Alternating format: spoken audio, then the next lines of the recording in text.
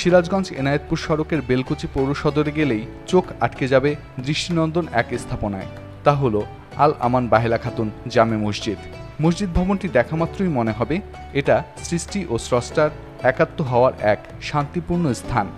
2016 সালের সেপ্টেম্বরে মুকুন্দগাতি গ্রামের শিল্পপতি মোহাম্মদ আলী সরকার বেলকুচি পৌর ভবন সংলগ্ন দক্ষিণে 2.5 বিঘা জমির উপর তার ছেলে আল আমান ও মা বাহেলা খাতুনের নামে মসজিদ কমপ্লেক্সের ভিত্তিপ্রস্তর স্থাপন করেন।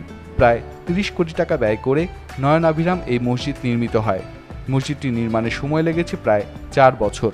মসজিদে ছাই রঙের বিশাল আকৃতির মনোরম একটি গম্বুজ রয়েছে। মেঝেতে সাদা রঙের ঝকঝকে টাইলস ও পিলারগুলো মার্বেল পাথরে জড়ানো। তৃতীয় তলায় গম্বুজের সঙ্গে লাগোয়া বেশ কয়েকটি নজরকাড়া ঝাড়বাতি লাগানো হয়েছে। দুই পাশে 11 তলার সমান উচ্চতার মিনার থেকে আজানের ধ্বনি ছড়িয়ে পড়ে চারদিকে। দূর থেকেই মসজিদের গম্বুজ ও মিনার দুটি নজর কাড়ে। চারপাশে সাদা রঙের পিলার, সুউচ্চ জানালা ও সাদা টাইলস। মসজিদ চত্বরে পরিকল্পিতভাবে লাগানো হয়েছে সবুজ ঘাস।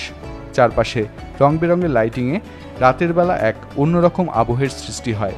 সব মিলিয়ে পরিবেশটাই মনে করিয়ে দেবে এক আধ্যাত্মিক শান্তির কথা। ইমাম, মুয়াজ্জিনদের থাকার জন্য মসজিদের পাশে রয়েছে নিজস্ব কোয়ার্টার, আছে পাঠাগার ও আধুনিক শৌচাগার।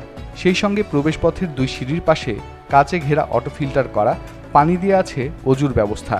ইতালি ও ভারত থেকে আনা মার্বেল পাথর সহ কাঠের কারুকাজে মসজিদের বিভিন্ন স্থানকে আকর্ষণীয় করতে নান্দনিক নকশার কাজ করা হয়েছে।